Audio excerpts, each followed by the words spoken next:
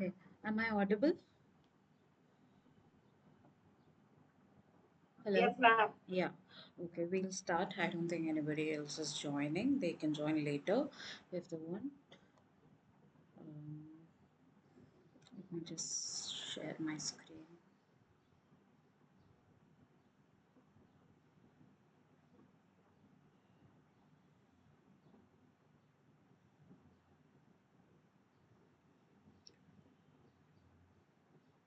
Okay, I hope my screen is visible. So at any point, if the screen is not visible, please let me know. Yes, ma'am. Visible. Yeah, okay. So this is week 9 NPTL session. So we'll just directly go to the assignment topics. So since this week there are like 20 questions, I guess. So few questions are very basic. Those we can just like discuss in a very short way. Others we can go into the details. So the first topic is about the optical or electron microscope, whether upright, inverted, what is other type of microscope and its uses, etc. So a microscope basically is, yeah. So a microscope is basically anything that can magnify smaller objects, so which is not generally visible to us. A microscope is an optical or electron based instrument that produces a magnified image of small objects, allowing us to observe structures that are too small to be seen by the naked eye. So, the major functions of a microscope are magnification, but other than magnification, we also need proper resolution. So, even though there is like enough magnification for us to enlarge the objects, if there is no proper resolution, you cannot really understand the proper shape, structure, and what exactly the morphology of that object is.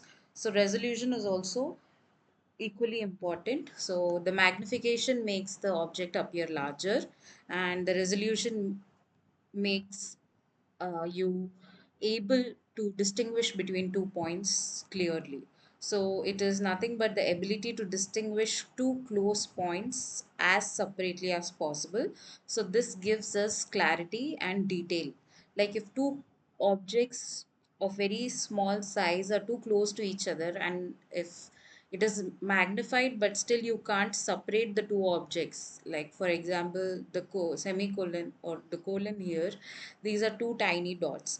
Because there is a space in between and the two dots are separated, you can see that these are two dots. But if the resolution is low, it will appear like a big blob like this pointer. So even though it is two dots, it will appear like a single big blob.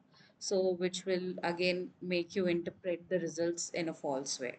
So this is resolution, and this increase in the size which you are able to observe is magnification. Next other feature is also contrast. So this makes the structures visible against the background, often enhanced by stains or phase contrast. So usually when we use microscopes for observing cellular structures or cells, these are all transparent in nature unless specific cells which are stained. So most of the biological samples are transparent. So we need something called as density or contrast, which will help us differentiate between the structures. So that generally can also be done by increasing the phase contrast or by DIC, or else if you want to differentiate two different cells or two different parts of a cell or organelles of a cell, you can also stain the cells and observe them individually. Then coming to the types of microscope: light microscope, electron microscope, and specialized microscopes. There are many under these subsections. So one second, let me just see if it's recording. Yeah. So coming to the light microscope, it's the most basic one. So it uses visible light and glass lenses. So the examples for these are upright, inverted, phase contrast, fluorescence, confocal. In all of these, we have the light microscope model where we use the visible light. So the viewing of live cells is possible because you do not harm the cells using electrons or specialized scanner or anything. You use visible light, or you can use laser, fluorescence light, etc. So the live cells, however, in confocal, because we use laser in it, we there might be some issues depending on the type of the cell, how sensitive it is, and how long you're going to be imaging. Otherwise, all of these can be used for live cell microscopy. Then coming to electron microscope. So in an electron microscope, we use beams of electrons instead of light. So it has a much higher resolution up to even atomic level. You can go to nanometer level resolution. And the two major electron microscopes are TEM and SEM, that is transmission electron microscope and scanning electron microscope. And there are also newer specialized microscopes which can go to even Armstrong level magnification and resolution, like atomic force microscope, scanning tunnel microscope, etc., etc. So you can even see protein aggregates in these high resolution microscopes. Next, is the difference between an upright and an inverted microscope. So this is the basic setup of a microscope. You can see there is a little bit of difference in the objective and path of light in case of upright and inverted. So the design in case of upright is objective lens is above the stage, condenser is below. So the objective is where through which you can view. This is your eye lens, and then you have your magnification lenses here. So this is your objective, and your condenser is at the bottom, and you get the light here. So if there is light, source of light, either a lamp over here, or you can even view it under the sunlight. So the sunlight, you have to adjust the condenser here, and it hits here and it goes through this, and you can observe it via this. But in case of inverted microscope, objective lens is below the stage and the condenser and the light source is above the stage. So this is your stage here in case of upright. This is your objectives. This is your eye lens, sorry, your eyepiece here. And then this is how the path goes. And this is your stage in the inverted microscope, and you can see same objective, like you have different objective lenses here, 10x, 40x, 60x, etc. The same setup over here is under the stage. You can see here these are the objective lenses, and then you have the eyepiece. Similarly, you have your lamp on the top here and the condenser unit. So here the light goes via your condenser through your stage, that is where you keep your sample, and then it goes through the objective, and then you can observe it via here through your eyepiece, and then we can also have a camera attached to this. But in case of your upright, your light goes from the bottom to your eyepiece. So you have your light hitting your condenser here, and it goes through your sample on the stage, then your objective lens, and then your eyepiece, and then you have camera on the top. So here also you have illuminations separately, either if you want an epifluorescence or a trans illumination. So whatever the path is shown here, that is how the light travels. So in case of this, you can see you have your epi lamp also here. Your trans light will illumination will go from your lamp. So, what is the major difference? So, upright microscope mainly used for studying slides, stained tissue sections, smears, microorganisms, and why not live cells in culture? So, the problem is you place your live cells over here, and your objective is here. So when you try to magnify, your objective will move up and down. This is your focus knob. So when you turn it, the objective moves up and down in order to focus on the sample. So when you go to higher magnification, the objective lens will hit your sample over here and might break. But when it is at the bottom, it will not and it will also go into your media or any kind of solution, PBS or whatever solution you have, it might hit it. And it can't go to the closest possible distance without spoiling your sample. But in case of your inverted microscope, since the movement is from the bottom, it can go as close as possible without damaging your sample, because from the bottom it will either hit your glass slide or it will touch your plate. So it will not show any effect on the cell or sample, and there will be no damage to your lens dipping into the media, etc. So in adherent cells which grow at the bottom of the cell culture plate, you cannot use your upright. And with upright microscopes, the thick plastic glass of the plate or the flask in which you grow your cells comes in between, and poor resolution is usually seen in case of upright. But in case of inverted microscope, it is designed in such a way that you can look through the transparent bottom of your culture plates or flask. Advantages is it allows visualization of live adherent cells without disturbing them. Cells can be seen in their natural state, submerged in the medium, commonly used for routine cell culture observation, confluency check, live imaging, etc. So these are the major differences between upright and inverted microscope. Next is your electron microscope, your SEM. So it is one type of electron microscope, the other is your TEM. So SEM is usually used to detect or to image or visualize your surface of your sample. So the principle is it uses electron beams instead of light. So the resolution is very very high at nanometer level and shows 3D surface morphology. You can see here, this is your cell.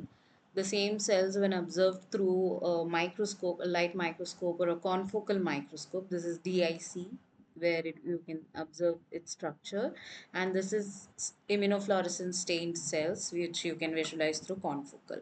So you cannot really see the morphology in terms of, the surface layer or the 3D form of the cells properly in either case. But when you have higher resolution at electron beam source, then the clarity that you get on the surface is so clear that you can have a 3D surface morphology of it. So, but however, it cannot be used for living cells, and it requires vacuum. Cells must be fixed, dehydrated, and coated with a metal. Only then your electron beams can hit on it, and you can visualize it. Then you cannot use it for live because you need your electrons. It's high beam electrons which will damage your cells anyways. So and it needs coating and staining, etc., for proper visualization, so you cannot use it for live cells. And dynamic studies can also be done, cannot be done because you can't do it on live cells. But in confocal, you can do live cell imaging. So this uses laser scanning and optical sectioning. So you have something called as optical sectioning, where you can have a Z-stack projection that you can, if you have a big cell like this at this magnification, it will take the images in slices. So you can take multiple images in a Z-stack format, and then you can reconstruct the image to get a complete image. So it uses high resolution 3D imaging of the cells and tissues, especially for fluorescently labeled live or fixed cells.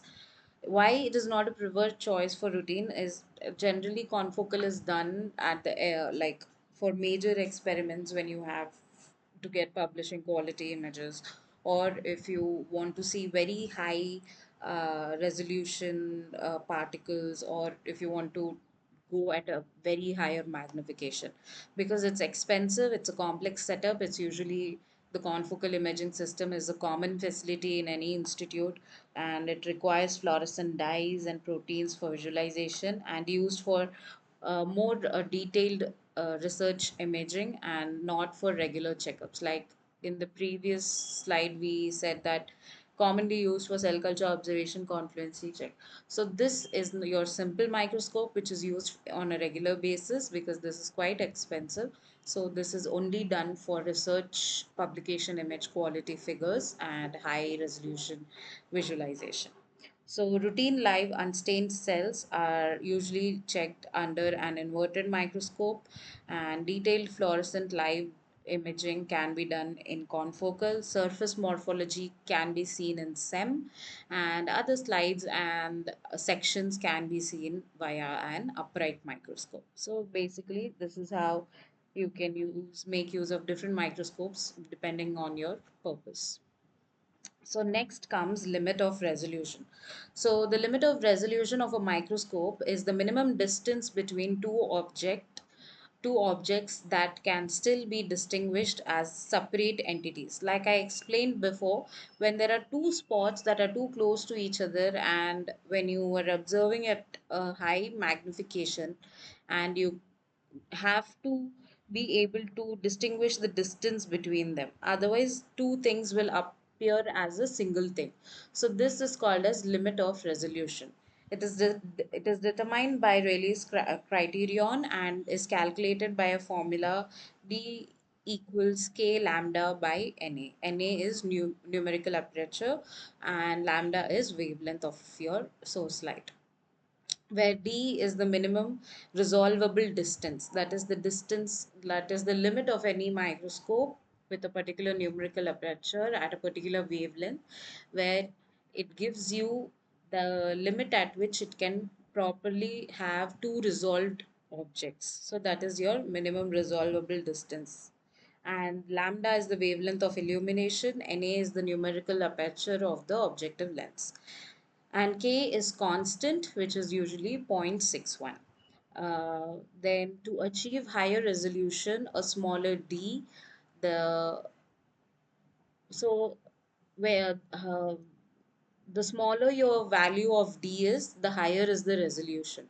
So one can use shorter wavelengths of light or increase the numerical aperture. So you can see your wavelength is at the numerator. So if you decrease your wavelength, you can easily get a smaller d, that means a higher resolution. Or if you increase the numerical aperture, you can get a higher resolution. So we also use oil immersion so that the refraction index helps in having a better resolution. So usually major higher magnification 60x 100x is all done in oil immersion. Then wavelength of the illumination is a critical factor.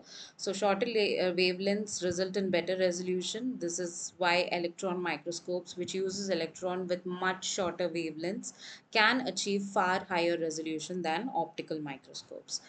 The numerical aperture is the value that quantifies the light gathering ability of an objective lens, indicating its resolving power. So, a higher numerical aperture allows for a smaller limit of resolution.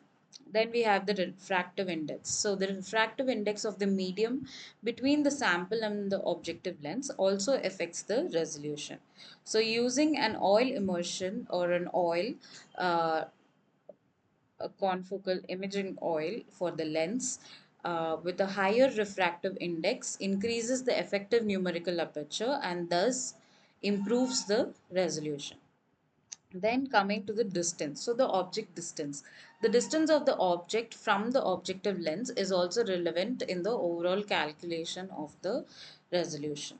So there are different ways, like I said, where you can improve your resolution by using shorter wavelengths. So we can employ UV, or more effectively we can use electron microscopes which have very short electron wavelengths, which will increase your resolution very drastically. And then we also have numerical aperture, so higher Na objective lenses and oil immersion lenses, etc., gather more light effectively and uh, your resolving power increases. Then, to utilize super resolution techniques, modern techniques like super resolution microscope can overcome the traditional diffraction limit of a conventional light microscope by allowing even finer details to be observed. So this is the basic. So how do you calculate the limit of resolution is we can use either Rayleigh's criterion or we can use Abbe's diffraction limit. So Abbe's diffraction limit says that D is equals lambda by 2 Na. So this version gives us a minimum resolvable distance based on the diffraction of your light, and it is used generally in many textbooks and theoretical calculation, etc. And based on this, for example, we have a 380 nanometer light and the numerical aperture is 1.4. So your calculation goes as 380 by 2 into 1.4, which gives us approximately 135 or 136 nanometers of D. If we calculate in terms of Rayleigh's criterion, you usually get a higher value than Abbe's diffraction limit because this version is derived from the first diffraction minimum using Airy disk pattern. So here in case of Rayleigh's criterion, D equals to 0.61 lambda Na. So here you can see your uh, this has a little bit larger value, so it gives a higher value of 10 to 20% more than whatever your Abbe's diffraction limit gives. So your Abbe's criterion was proposed by Ernst Abbe in 1873. So it is based on interference and diffraction grating theory, and it defines the minimum distance at which two points can theoretically be separated. So your Rayleigh's, however, is based on Airy disk diffraction pattern and points or the point spread function. So this defines the resolution as when the central minimum of one Airy disk overlaps with the first minimum of the another. So it helps us. So you have your Airy disks like this, like circular patterns, and then of the other one you have a circular pattern like this. So when the last one overlaps, central maximum of one overlaps the other one, it will calculate that. So this helps us match what the human eye can actually distinguish in real. So this matches what we can differentiate using our human eye. So it is more widely used in case of practical microscopy and optics. So which is more appropriate? It depends again whether it is theoretical or for practical purpose. So for theoretical purposes, we can go with Abbe's formula. So for practical purposes, you can go with Rayleigh's criterion. So it depends on the purpose of the question whether you want a practical use or you want an ideal calculation how much it should be, but it can't be ideal in when it comes to practical use. So depending on whether you are using it for theoretical or practical purposes, you can go with either Abbe's or Rayleigh's. Next is regarding cell fixation. So here comes now the sample preparation for your microscopy. So first step for fixed samples is fixation, of course. So fixation is a crucial step in preparing cells for confocal imaging because it preserves the cell morphology as close as possible to the living state. It mobilizes biomolecules, proteins, lipids, nucleic acids, etc. It prevents degradation by enzymes. It prepares the cells for staining. So common fixatives that are used are cross-linking fixatives and precipitating fixatives. There are two main categories. So usually paraformaldehyde, glutaraldehyde is used as a cross-linking fixative, or if you want organic fixatives, we can go with methanol, acetone, ethanol, etc. So for paraformaldehyde and glutaraldehyde, they work by forming covalent links between the proteins and the surface, and it preserves the cell architecture very well. It's widely used for studying protein localization. Whereas your organic fixatives like methanol, they work by precipitating and denaturing the proteins. It is quick and efficient, also permeabilizes the membrane at the same time. So permeabilization is done when you want to make your proteins or antigens accessible for your stains or antibodies, etc., in your later steps. So even in when you use PFA or glutaraldehyde, later you will permeabilize using some kind of detergent, mild detergent. Or there is also again another fixate permeabilization method using organic solvents like methanol. So when you use methanol for fixation, it also helps in permeabilization of the membrane, specifically methanol. So often used in immunofluorescence protocol, and when antigens are very sensitive to cross-links. So sometimes what happens, your antigens might be too sensitive and your cross-linking fixatives might mask them or might make them unavailable for your antibodies. In such cases, we can go with organic fixatives. Others like water, Tritonex, bovine serum albumin have other purposes and they are not fixatives. So water is not a fixative. It is generally not used for anything in case of your sample preparation here because it causes your cells to swell and burst. Tritonex is a detergent. It is often used for permeabilization after your fixation. So antibodies and dyes can easily access your intracellular structures. Methanol and acetone are classic organic fixatives used in confocal sample preparation. Methanol fixes and permeabilizes the cells both, and acetone also dehydrates and fixes the proteins. Together, they are effective for many immunofluorescence protocols. Bovine serum albumin or BSA, like how we use it for blocking in case of a Western blot, in the same way we can use it as a blocking reagent to prevent non-specific antibody binding during the staining. So you can see here the difference between formaldehyde and methanol as fixatives. So you can choose depending upon your sample and depending upon what you want to visualize. So when you use formaldehyde in case of antibody 1, which is against plasma membrane protein.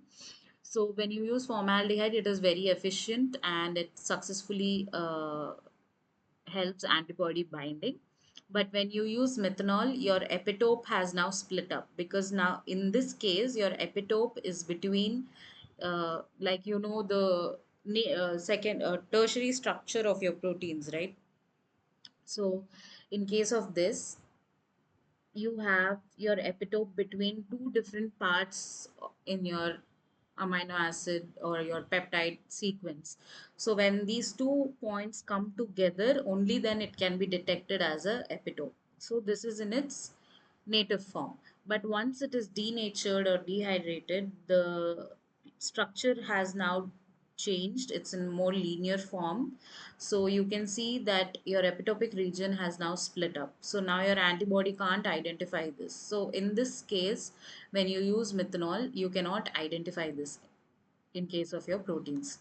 But if there is a specific region which is here somewhere inside and it is a very standalone sequence on yourself which is identified, so when you do it with formaldehyde, the cross linking does not help in your antibody uh,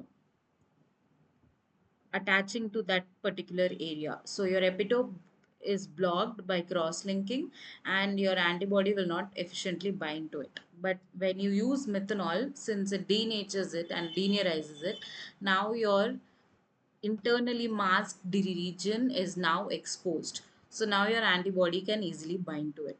So here in your protein, depending on what type of epitope the antibody is being raised against, you can see specifically sometimes your user instructions or guides of the antibody company will tell you that it is against a particular region, so you have to go with formaldehyde based fixation or methanol based fixation.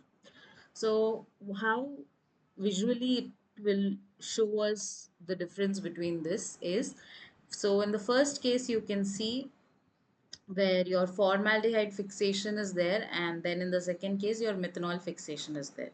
So here in this case you cannot see your green, which is your antibody in case of formaldehyde, because it's probably masked in between like this in this antibody too. But when you used methanol, it has denatured the protein, and now the epitopic region is available for your antibody. So now it has bound. It is the same antibody. But when you fixed it with formaldehyde, it was not visible.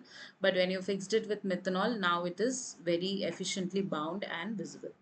And then comes another antibody which is probably of this type. So when you use formaldehyde, it is efficiently binding to the epitopic region, but when you use methanol, it is not binding. So probably here the epitope is split up and there is some kind of denaturation or hydration where your antibody is not now able to bind. So depending on whether it's a plasma membrane protein or a cytosolic protein, you can choose your particular type of fixation. So this is your basic workflow of sample preparation. First is fixation with 4% PFA or 100% methanol. And so this is done in room temperature, and methanol fixation is done in -20. Your permeabilization is done. If PFA is used, we go with Triton X for 5 minutes permeabilization. If methanol is done, we skip this step because methanol itself also permeabilizes. And then we go for blocking 1 to 5% BSA in PBS. And this prevents non-specific antibody binding, and it gives you a background free image. And then we have primary antibody, which is diluted in the blocking buffer, and it is usually incubated for 1 hour or even overnight at 4 degrees. And then secondary is a fluorescently tagged antibody. Your primary is against your target, and your secondary is a fluorescently labeled antibody against your primary. So this has to be done in dark.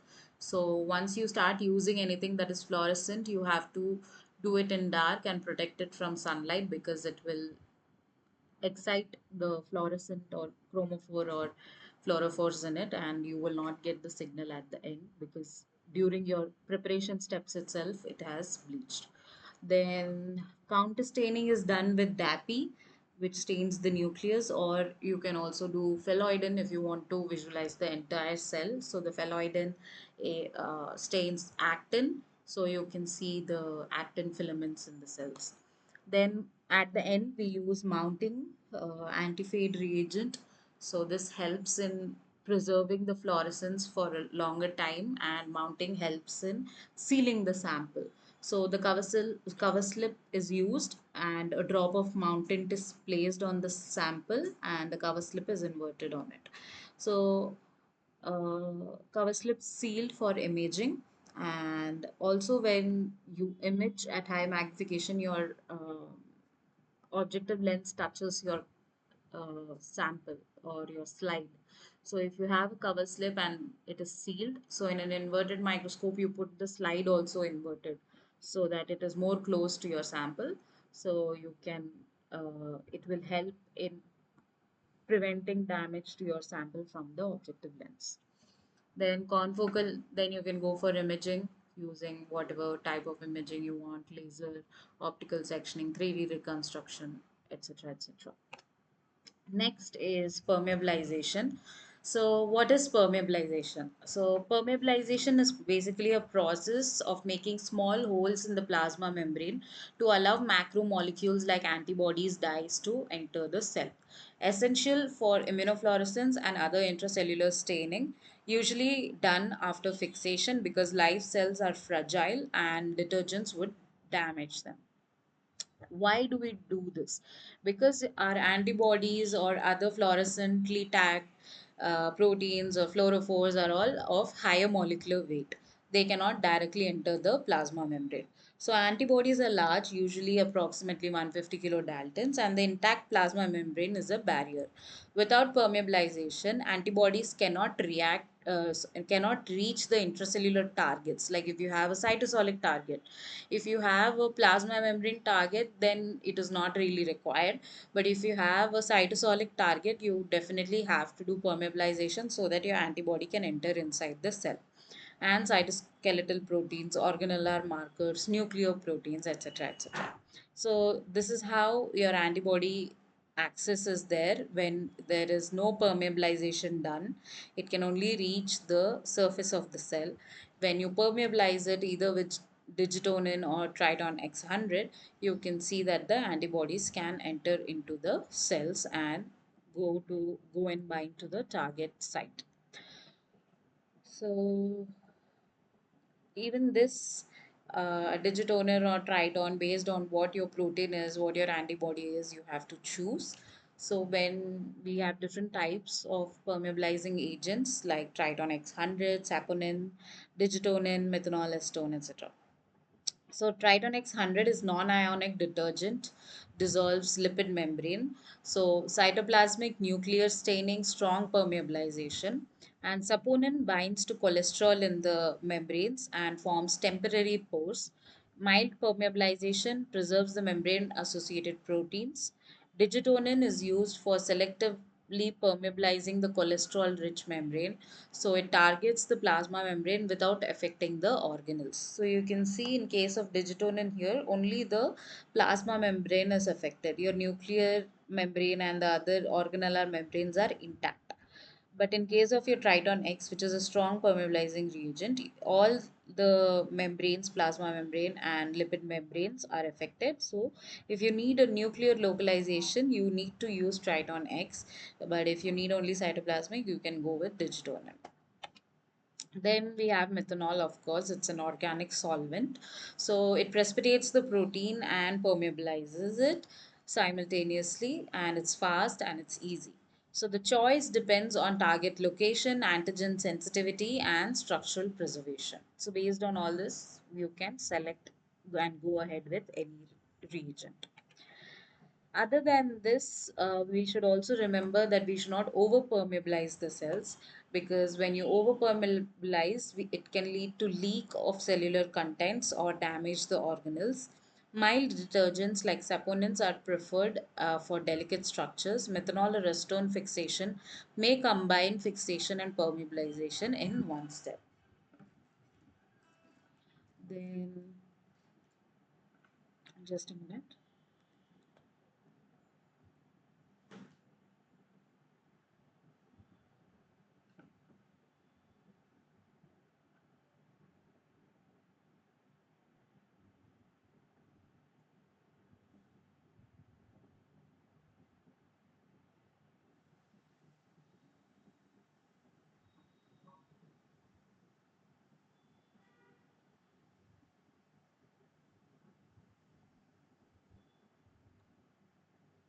Okay. Yeah. So this is a recap of the steps: fixation, permeabilization, blocking, primary antibody, secondary antibody, mounting, and imaging. So, permeabilization is the critical step to allow antibodies to enter the cells, and the choice of the reagent affects the antigen accessibility and cellular structural preservation. So you can see here, when it is permeabilized, your antibody is able to access your cell content and it is able to give the fluorescence it has to.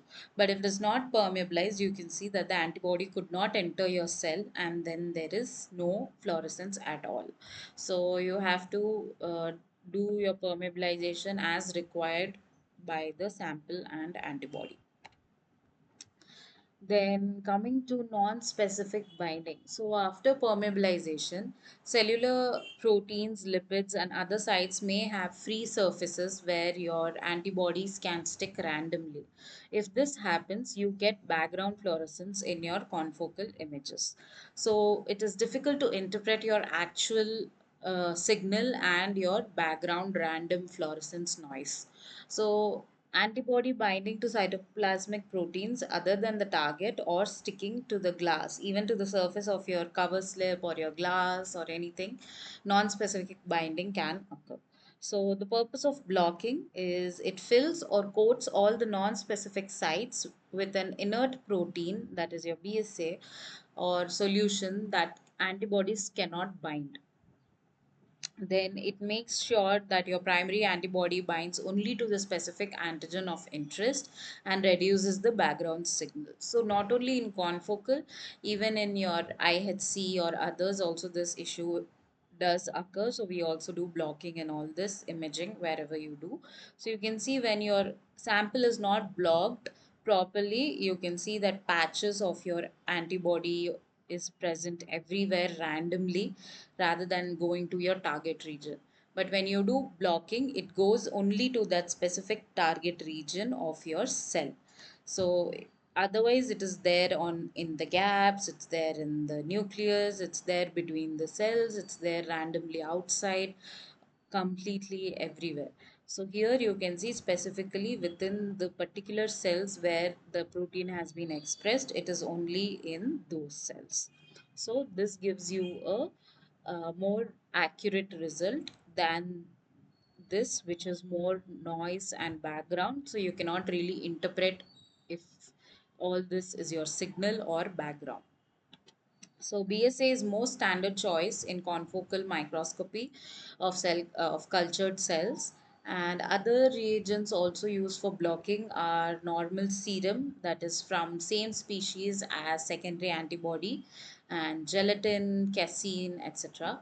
So BSA is most common for intracellular staining 1 to 5% and coats non-specific binding sites.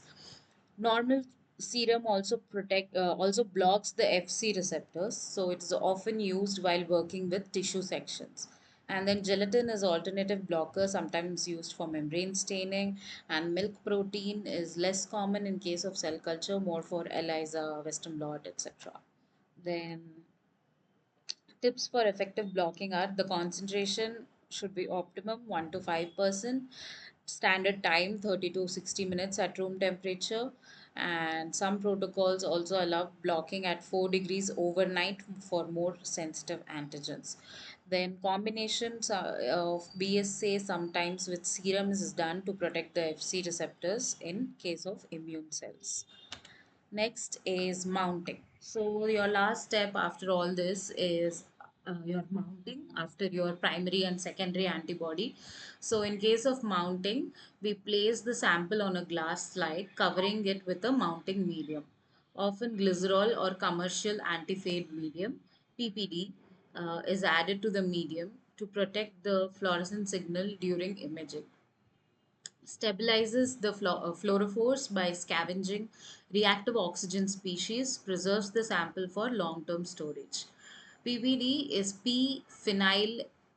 uh, PPD is phenylene diamine, and it is not a fixative, it is not a stain or a blocking. It is just a second.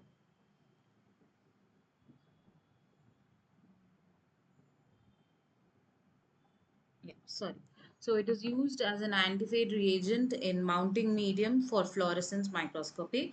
And why you have to use a mounting medium, like I said, fluorescent dyes like FITCI, Alexa Fluor, photo bleach quickly under laser or UV light, and PPD scavenges the reactive oxygen species generated during the illumination, and this slows down the photo-bleaching process and allows longer times for imaging and a more clear confocal images. So your fluorescent dyes are excited by laser or UV light. This creates reactive oxygen species inside the mounting medium. ROS can destroy the fluorophores causing photobleaching.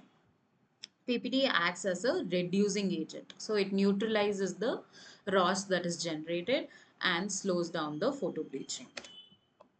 Next is Philippin. So what is Philippin? A Philippin is a polyene antibiotic, and it is derived from Streptomyces philippinensis, and it has high affinity for unesterified cholesterol in membranes. When bound to cholesterol, it forms a fluorescent complex which can be visualized under a microscope. So it is basically used for visualizing cholesterol in membranes. So the basic fluorescence properties of Philippine is excitation is around 340 to 380 nanometers, so it's UV light, and emission is around 430 to 475 nanometers, so the observed color it gives is blue, and target is free cholesterol in plasma membrane, endosomes, and phagosomes, and you can do fluorescence microscopy, wide field, or confocal laser, anything. And the blue emission is due to the specific chemical structure of Philippine cholesterol complex. So only when it is bound to the cholesterol, it gives the blue emission, and it is used in studying phagocytosis. During phagocytosis, cells engulf cholesterol containing particles or membranes. So, Philippine staining helps visualize cholesterol rich phagosomes, plasma membrane cholesterol distribution, intracellular trafficking of lipids, etc. Under a fluorescence or a confocal microscope, the cholesterol rich areas glow blue, indicating the sites of phagocytosis or lipid accumulation. So this is regarding Philippine. Other than this, we can also use FITC antibodies, protein antibodies, TRITC, that is your green, red, DAPI, which stains your nucleus, Alexa fluor proteins, etc., etc. So next is the biomolecule that is used for studying cell cycle. So the using flow cytometry. So in cell cycle, the major biomolecule that is present and the major biomolecule that gets separated and distributed is your DNA. So we go with DNA and use DNA as a as a marker for different stages of cell cycle. So flow cytometry can analyze cell cycle phases G0, G1 phase, S phase, G2M phase by measuring the DNA content per cell. So cells in different phases have distinct amounts of DNA. So in case of G0, G1 phase, you have a diploid DNA, and in S phase, you between 2 and 4 end, you have the DNA that is being replicated. Then in your G2M phase, you have your 4N DNA. Then common stains that we can use to differentiate these different stages using visualizing the DNA are propyrium iodide PI, which intercalates between the DNA and requires permeabilization, and fluorescence is red. DAPI, like I said, binds to the DNA in the minor groove, and the fluorescence is blue, and it is often done in fixed cells. Then we have Hosch's. So it is cell permeable, so we can do live cell imaging with Hosch's. So it binds to DNA, fluoresces blue, and can be used in live cells. Then we have 7AAD. This is also an intercalator, and it has red fluorescence, and it's similar to PI. Then coming to scanning electron microscope. So scanning electron microscope is primarily used to study the surface morphology, topography of a sample. So when a primary electron beam hits the sample, some electrons bounce off or scatter elastically, that is backscattered electrons. Some electrons are ejected from atoms of the sample, which are secondary electrons. So the secondary electrons have low energy electrons, less than 50 electron volts. So they come from very surface layer of the sample.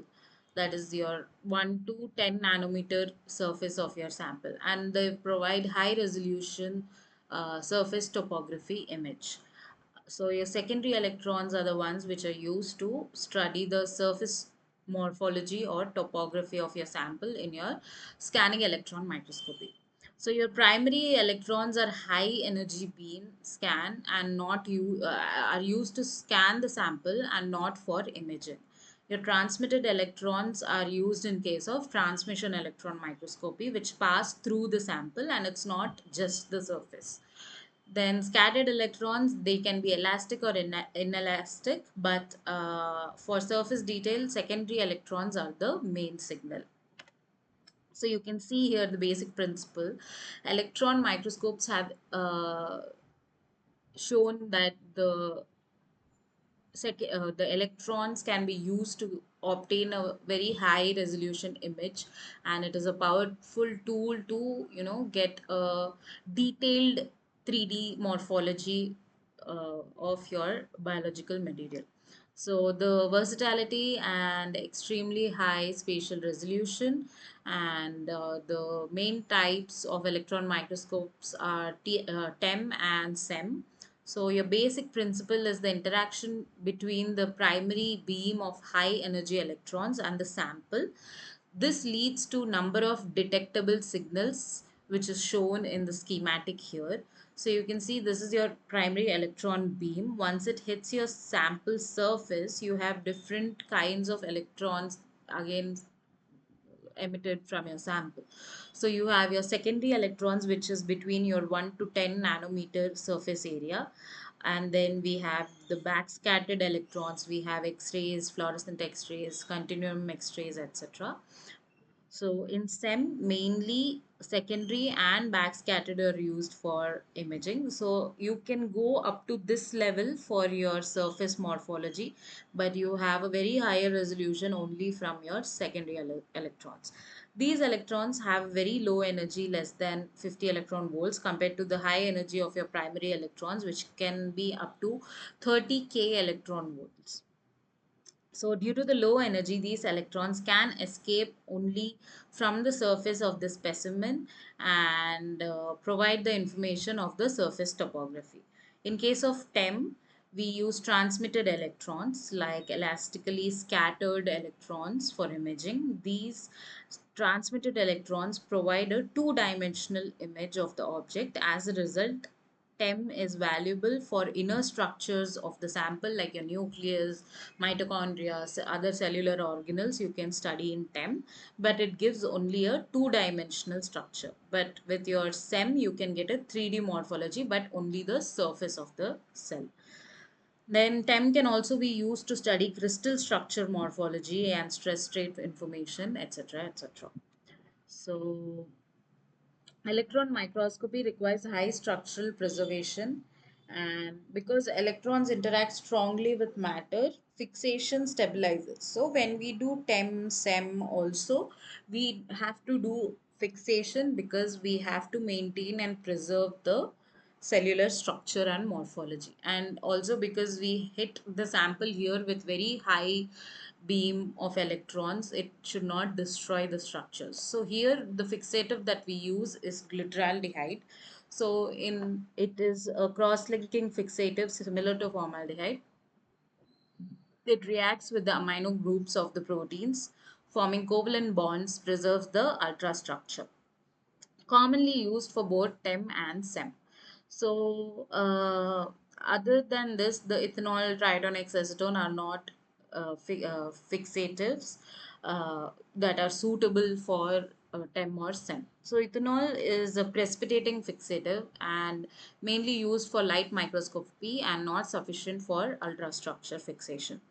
Tritonix is a permeabilization agent not used in fixation. Acetone is fixative but used in immunofluorescence, and it is not standard for electron microscopy because it can disrupt the ultrastructure.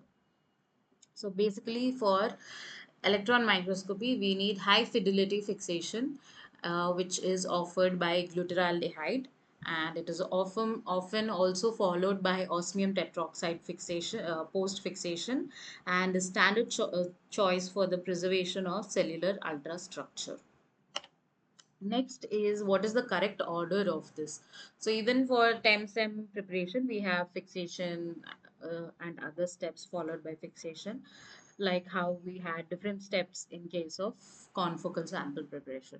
So in case of scanning electron sample preparation, first step is fixation, which stabilizes the cellular structure, which is often done by glyceraldehyde and which can be followed by osmium tetroxide. Next is dehydration, which removes the water gradually to prevent collapse, and usually done with graded ethanol or acetone series.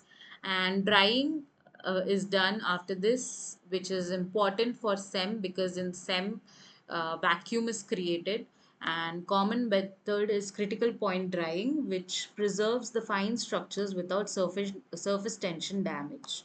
Then coating is done Non-conductive samples are coated with a thin layer of gold or platinum or carbon, and it prevents charging under the electron beam and improves the signal. Then visualization sample is placed in the SEM for imaging and of the surface morphology.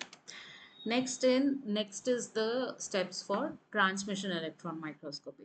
So in case of transmission electron microscopy, we need ultra thin section preparation first of all. So in SEM, like we saw here, like in SEM, we don't need any kind of sectioning of the sample. The entire whole sample is used in case of cell or any other organelle or whatever. It is not sliced or it is not sectioned. The entire cells are taken as it is and fixed because we need only surface information. But TEM gives us intracellular information, and intracellular imaging is done. So we need ultra thin sections for this. So we have something called an ultra microtome in which you place your sample, either your cells or your tissues or your organs, and very thin slices of section of your sample is sectioned and placed on a sample holder. So ultra thin sections of approximately 50 to 100 nanometers size is cut using an ultra microtome with a diamond or a glass knife. And then blocking is done, prevents non-specific binding similarly, and staining is done, which enhances the contrast here. So because we have a lot of other details here, a lot of structures, organelles, etc. So we need contrast, and heavy metal stains are used like uranyl acetate and lead citrate to enhance the electron density and contrast. Then visualization is done. Electron transmits through the sample to form an image of the internal ultrastructure. Then next is to study the effect of bioactive phytochemicals on malarial parasite. Which of the following can be used? So distilled water, DMSO, PBS, these all are not used as an effective method for malarial parasite. So your positive control is basically a treatment which is known to produce a definitive effect in the experiment. So you need to use something which is already known to affect the malarial parasite. It validates that the assay system is working. Then, in anti-malarial studies, chloroquine, which is a well-established anti-malarial drug, it is used as a positive control to compare the efficacy of new bioactive phytochemicals against malarial parasites. So your answer here is your chloroquine. Then, to determine the ultrastructure of a cell organelle, the most preferable method is your ultrastructure is usually done by electron microscope because it is high resolution microscope using electron beams. So ultrastructure refers to fine details of cellular organelles, often at a nanometer scale. Light microscope, compound microscope, phase contrast, epifluorescence are limited by diffraction limit of approximately 200 nanometers. It cannot magnify with enough resolution after 200, beyond 200 nanometers, and cannot resolve most organellar ultrastructure. However, your electron microscope uses electron beams instead of light, which has a much shorter wavelength and provides higher resolution of approximately zero point 0.1 nanometer to 1 nanometer for TEM and a few nanometers for SEM. So TEM is much higher resolution, so we are able to see the organellar level details. So this allows detailed visualization of mitochondria, ER, Golgi, nucleus, ribosomes, etc. So this is a TEM image of a cell, of an animal cell. You can see the complete organelles that are present inside it. You can see the DNA, the nuclear membrane, endoplasmic reticulum. You can see mitochondria, and you can see the cytoplasmic membrane. You can see vacuoles and Golgi, etc. So You can even magnify, go to higher magnification. So this is a cellular level. So this is around some microns in size. You can go to even nanometer level. So when you further magnify, you can see clear ultra structure of the organelles. You can see your nucleus, you can see the double membrane layer of the nucleus and the mitochondria, and you can see the ER also here. You can see the ER attached to the mitochondria. You can see the vacuoles. You can see other cellular organelles here, and you can even see the cristae structure inside the mitochondrion. So the invaginations you see inside the mitochondria here are the cristae structure. So you can, because these are thinly sliced section, this is the inside of a mitochondria. You can clearly see and distinguish it properly. So you can go to such higher resolution with electron microscope. Then next is in case of your malarial parasites, synchronized cultures. So in malaria research, it is often necessary to have parasites at the same developmental stage, that is either the ring stage, trophozoite stage, schizon stage for experiments. So desorbitol treatment is given. It exploits the fact that the ring stage plasmodium infected red blood cells are resistant to osmotic lysis, while later stages like trophozoite stage or schizon stage are osmotically sensitive. So when you use sorbitol, other than your ring stage, others will get lysed because of your osmolysis. So treating the culture with 5 to 10% desorbitol selectively lyses mature stages, leaving only the ring stage parasite intact.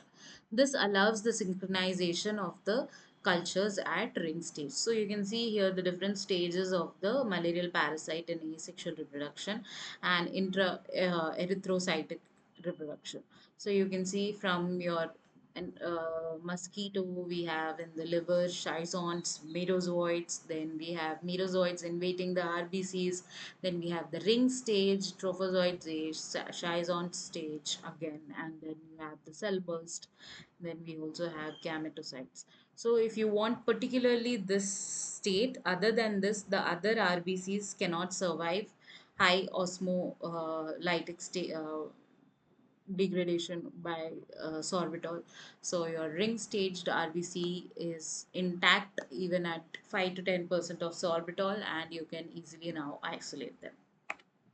Next is living cell cannot be studied by which of these. So we discussed this: light, phase, fluorescent, all these can be used for live cell imaging, but electron microscopy cannot be used for live cell imaging. So living cells require non-destructive observation techniques. Electron microscopy uses a beam of electrons, requires high vacuum, extensive sample preparation like fixation, dehydration, embedding, staining, etc. So all these conditions kills the cells. So living cells cannot be studied by EM.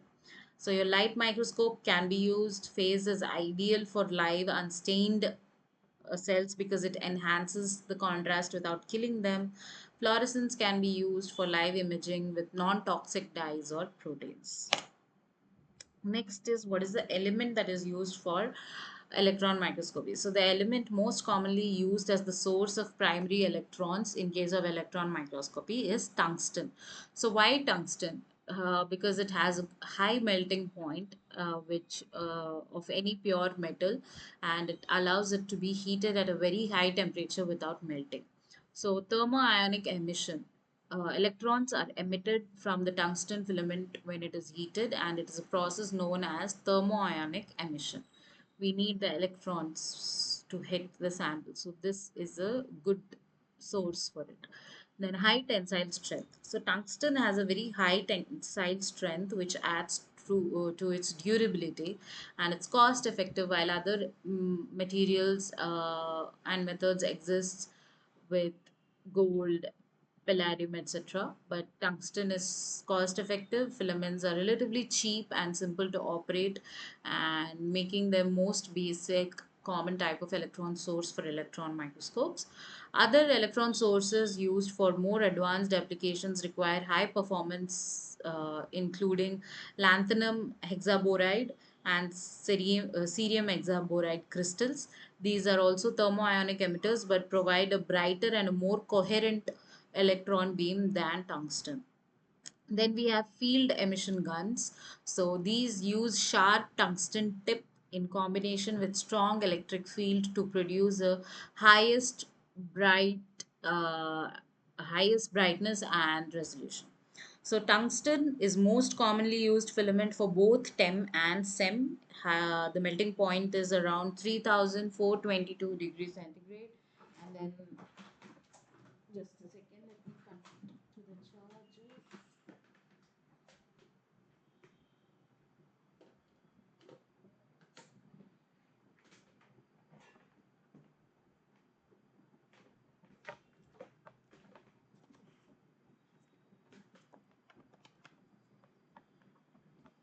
And it's efficient in electron emission as well.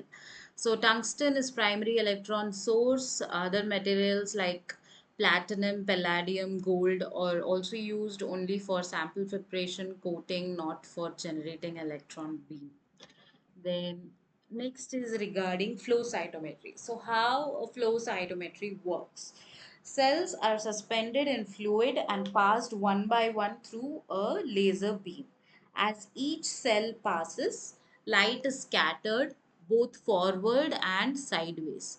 Fluorescently labeled dyes can also be used and be excited if present.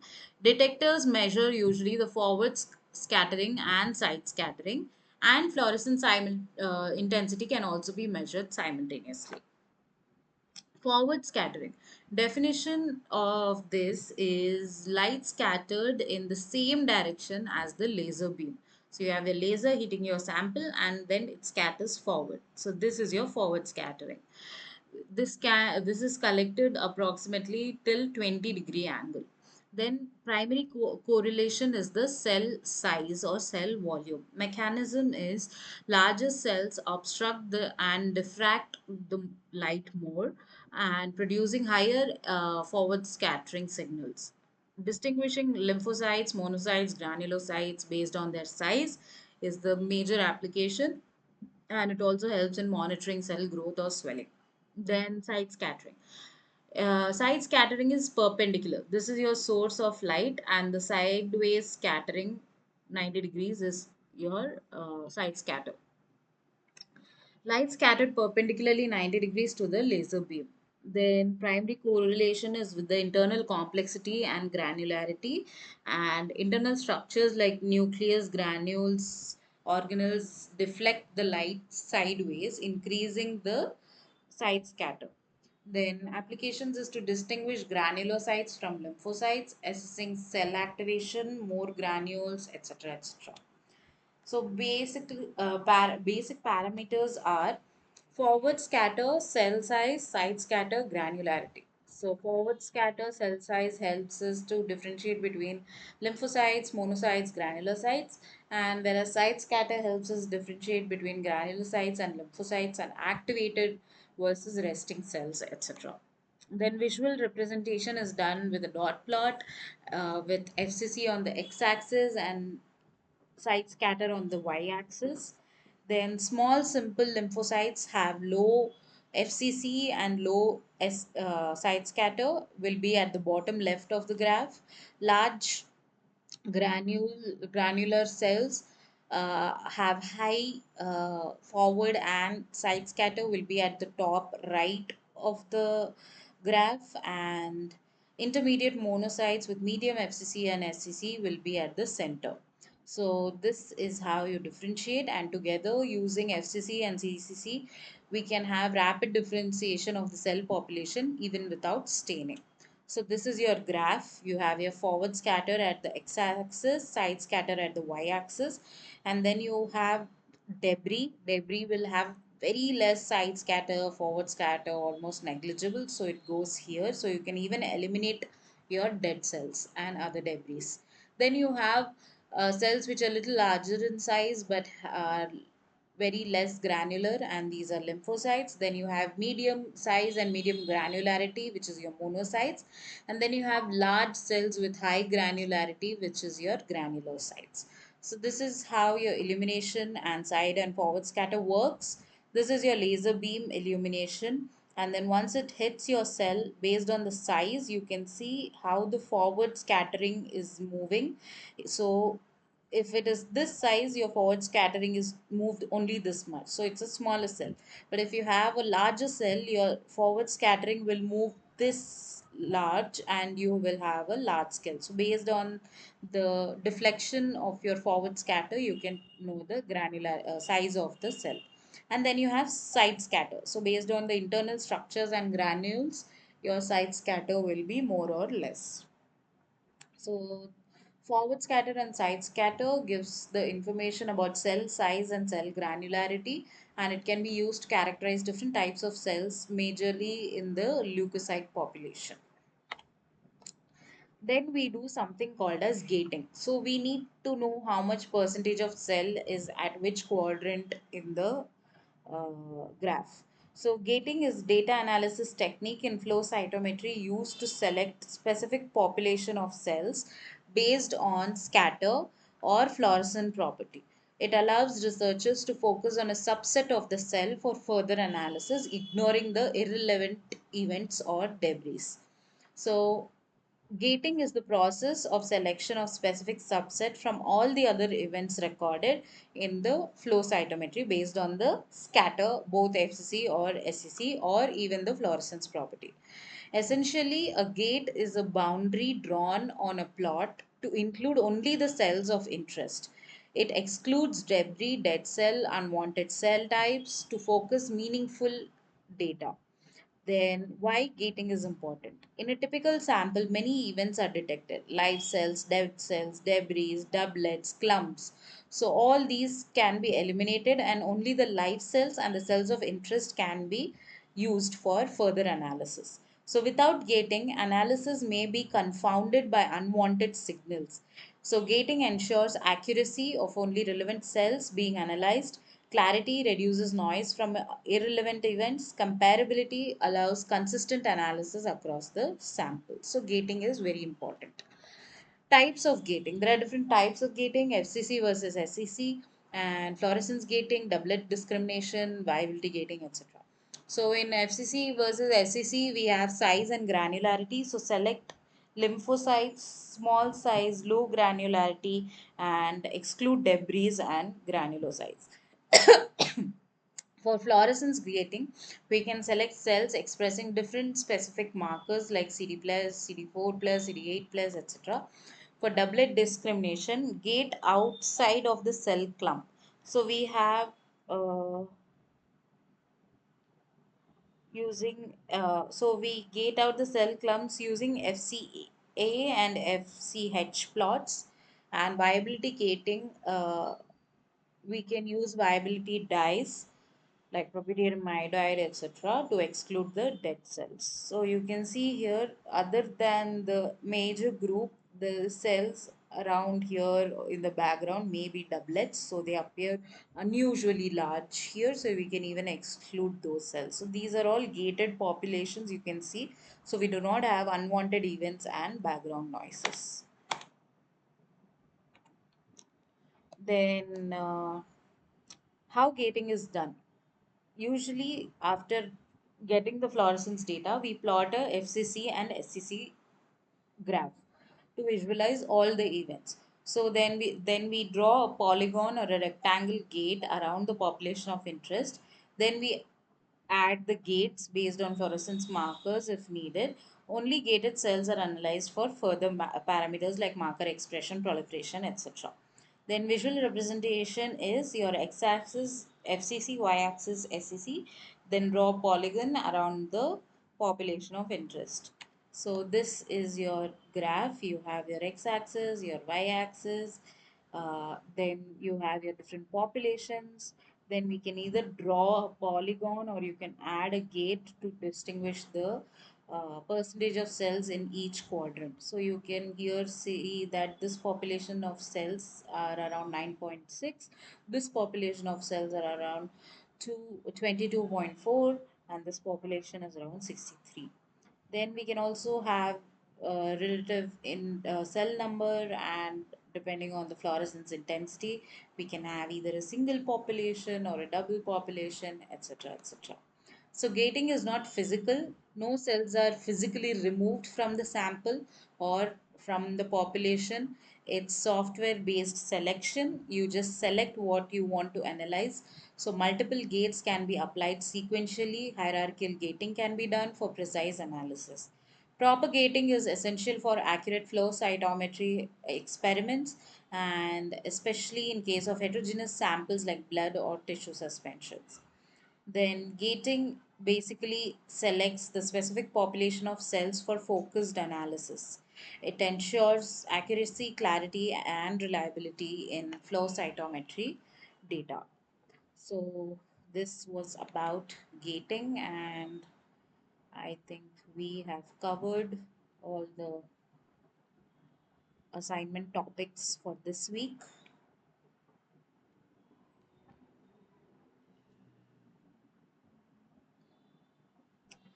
So if you guys have any doubt, you can ask me. If you want me to explain any topic again, I can explain, or else we can end the session. So just let me know. I'll wait for a couple of minutes.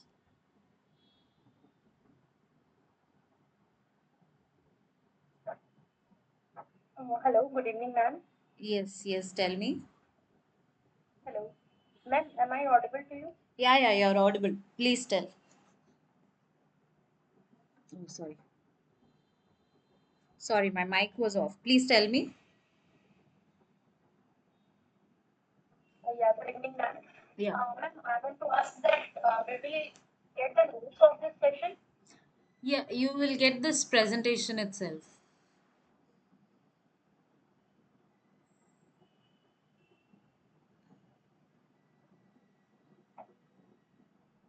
The PPT will Okay, be thank you, ma'am. uploaded in a drive and it will be shared with you.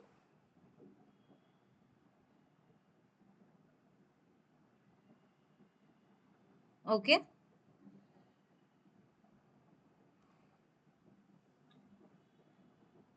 Yeah, anybody else?